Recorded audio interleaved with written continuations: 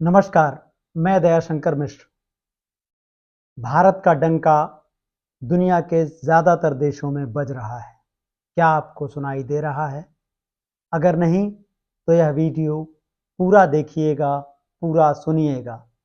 आगे बढ़ने से पहले एक बार फिर हम आपसे अनुरोध करना चाहते हैं कि चैनल को सब्सक्राइब कीजिए और हमारा सहयोग कीजिए ताकि हम उन विषयों पर आपसे बातचीत कर सकें, आपके लिए ज़रूरी रिसर्च और ग्राउंड रिपोर्ट ला सकें, जिनकी इस वक्त लोकतंत्र को सबसे ज़्यादा ज़रूरत है।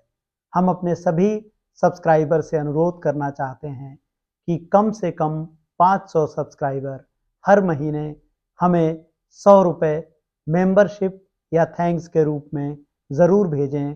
इसके बिना हमारे लिए ज़रूरी रिपोर्ट लेकर आना, चैनल को लगातार चलाए रखना बेहद मुश्किल हो जाएगा। हमें आशा है कि आप हमारा सहयोग करेंगे। अब उन दो बड़ी खबरों पर बात करते हैं जिन पर भारत में कहीं कोई चर्चा नहीं है। सबसे पहले वह झूठ जो 2 दिनों से लगातार चारों ओर प्रचारित किया जा रहा है। आज के हिंदी अखबार और अंग्रेजी के इंडियन एक्सप्रेस में साफ-साफ अंतर देखा जा सकता है। हिंदी अखबार लिख रहे हैं, बाइडेन भारत में बदलना चाहते थे सरकार, चुनाव में खर्च किए $21 मिलियन, डोनाल्ड ट्रंप का दावा। हिंदी अखबारों में इस दावे को अक्षरशः छाप दिया गया है, बिना किसी परिवर्तन के, बिना किसी दावे के। हिंदी अखबार, हिंदी वेबसाइट इस दावे से भरे हुए हैं। दैनिक भास्कर ने हेडलाइन में लिखा है, भारत में किसी और को चुनाव जिताना चाहते थे बाइडेन ट्रंप। यानी ट्रंप ने जो कुछ कहा उसको अखबारों ने बड़े बड़े हेडलाइन में आपके सामने रख दिया। इसमें दावा किया गया है कि वोटर टर्नआउट यानी मतदान प्रतिशत बढ़ाने के नाम पर 182 करोड़ के फंड जारी किए गए और उन पर सवाल उठाए हैं ट्रंप ने। अखबार यही बात लिख रहे हैं, वेबसाइट यही बात लिख रही हैं और आपके दिमाग में एक विचार आता है कि भारत के चुनाव में विदेशी दखलंदाजी है। ट्रंप यह बात कह रहे हैं, अमेरिका के राष्ट्रपति। अमर उजाला ने इसको और विस्तार से लिखा है, प्रधानमंत्री के एक पुराने साक्षात्कार का हवाला देते हुए कहा है, जिसमें पीएम कहते हुए दिख रहे थे कि पूरी दुनिया भारत के चुनाव को प्रभावित करने की कोशिश कर रही है, लेकिन वे ऐसा कर नहीं पाएंगे। पीएम ने कर्नाटक की रैली में यह दावा किया था। तो यह दावा ट्रंप का प्रधानमंत्री मोदी का चुनाव प्रचार के दौरान।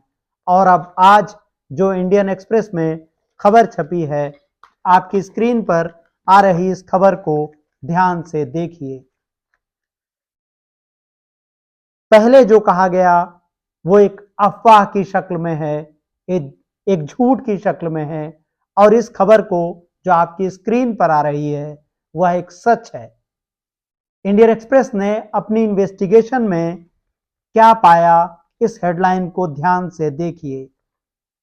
यह हेडलाइन बताती है कि $21 मिलियन की भारी भरकम रकम भारत में मतदान बढ़ाने के लिए भेजी ही नहीं गई।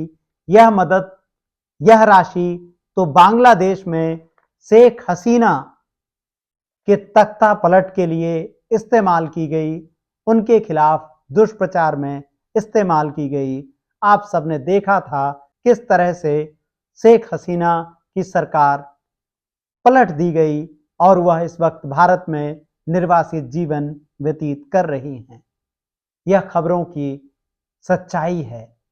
जल्दबाजी में दावों को एकदम आपके दिमाग पर रख देना यह पत्रकारिता नहीं है।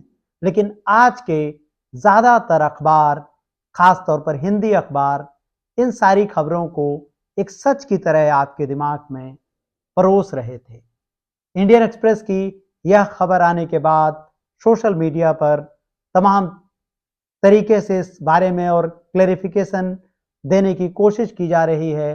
कांग्रेस ने इन सब बातों को प्रोपेगेंडा बताया है और अपनी बात उस पर रखी है, इस पर सवाल उठाए हैं। दूसरी तरफ बीजेपी की ओर से इस पर अभी चुप्पी है। संभव है कि देर सवेर इस पर अपनी प्रतिक्रिया वह जाहिर करें। लेकिन आप इन सब से क्या समझते हैं? आप इन सब से क्या देखते हैं? आप एक नागरिक के तौर पर क्या सोचते हैं? यह समझना बेहद ज़रूरी है।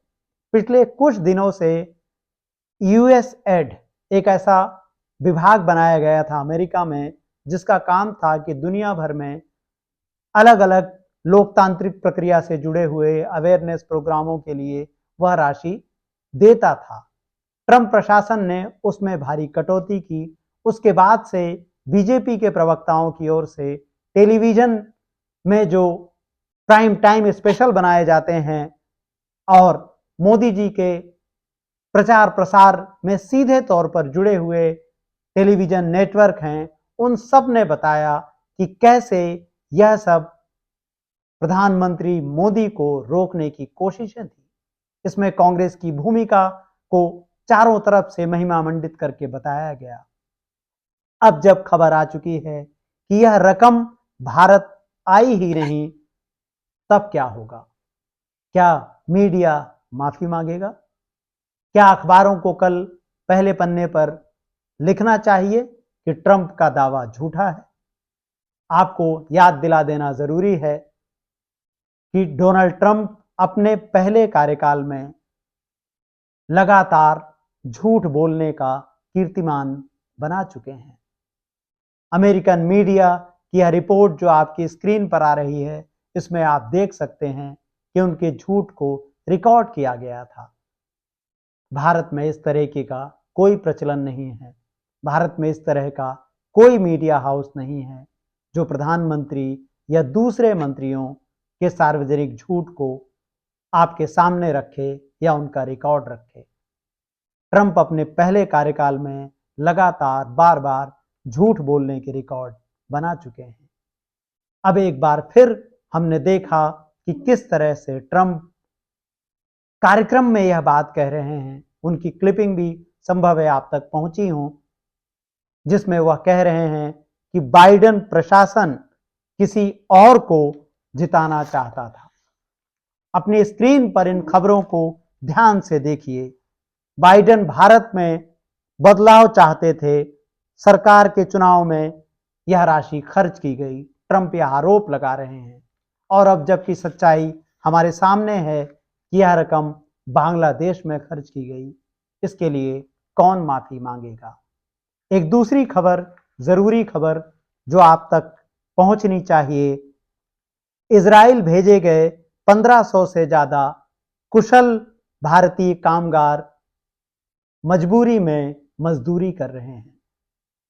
इन लोगों को पिछले साल दिसंबर से और इस साल फरवरी के बीच में इजराइल भेजा गया था, लेकिन इजराइल में इनको वह काम दिए ही नहीं गए जिनके लिए इन सबको भारत से भेजा गया था। इन कामगारों को विशेषज्ञ कामों जैसे civil engineer, construction, ceramic tiles expert, furniture manufacturing के लिए भेजा गया था, लेकिन उन्हें कॉन्ट्रैक्ट के मुताबिक काम नहीं दिए जा रहे हैं। दैनिक भास्कर ने यह रिपोर्ट प्रकाशित की है। इसमें बताया गया है कि कैसे उनको सामान उतारने के काम में लगा दिया गया, कैसे उनको जो टाइल्स एक्सपर्ट थे उनको मेट्रो में मजदूरी करने के लिए लगा दिया गया। यरूशलेम की कंपनी बता रही है कि इनके लिए अभी काम नहीं है। लोकसभा में विदेश मंत्रालय ने 20 दिसंबर 2024 को इससे संबंधित सवाल पर 2 महीने में समाधान की बात कही थी, लेकिन अब तक इस मामले पर कुछ नहीं हुआ है। सरकार इन सब पर कुछ नहीं बोलती क्योंकि हम उससे सवाल नहीं पूछते। नागरिक धीरे धीरे जनता में ऐसे ही बदले जाते हैं। सरकार से सवाल पूछिए, आप जहां हैं, जैसे हैं, अपना सवाल उठाइए। झूठ से सावधान रहिए, दुष्प्रचार से सावधान रहिए। आज के वीडियो में इतना ही। लोकतंत्र, संविधान और नागरिक चेतना पर हमारे वीडियोस को लाइक कीजिए, सब्सक्राइब कीजिए और संभव हो तो आर्थिक रूप से हमारा सहयोग कीजिए। नमस्कार।